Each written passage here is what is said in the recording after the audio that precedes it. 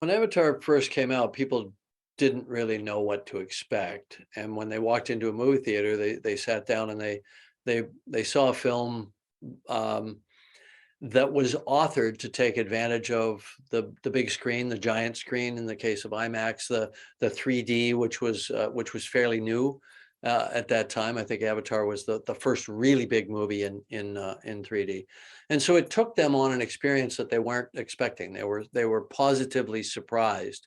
There was no way we could sort of tell people in advance in a 30-second TV spot what was cool about this movie. You just had to sit down and start watching it. Um, then on top of that, I worked with some of the best design artists in the world to create that world and all the creatures in it, and this beautiful rainforest and all this heavy hardware that came with the humans and so on from Earth. And it was a bit of a visual pageant. And thirdly, I think that they responded to the love story, to the emotions of the film. So it kind of hit on all cylinders of beauty, of wonder, of epic action, and with real emotion.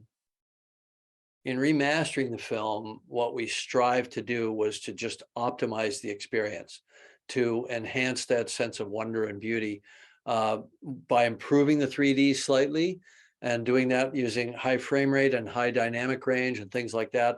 I mean, I've got a very experienced team that's worked with me now on 3D projects for 20 years.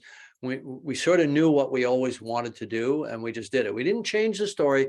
We didn't change the cut of the movie, although there might be a little surprise in there someplace if you're paying attention.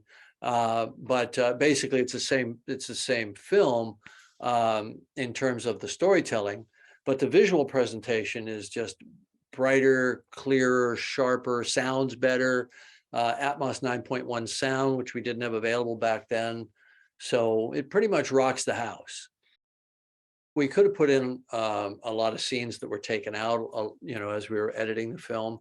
And in fact, in 2010, in summer, 6 months after we released the film initially, we did release a longer version of the film, 8 minutes longer, and that was very well received. A lot of people went back and saw it in a theater again then. We decided not to do that. We thought, all right, fine, if it's this kind of classic movie, let's not change a frame. Let's put it out the way the vast majority of people saw it, not muddy the water. But I did decide to make one tiny change toward the end of the film. And so I challenge people to see if they can spot what it is. It's not a big thing. It's no big reveal, but it does make a nice little step toward the sequel to The Way of Water, which is coming out a couple months later.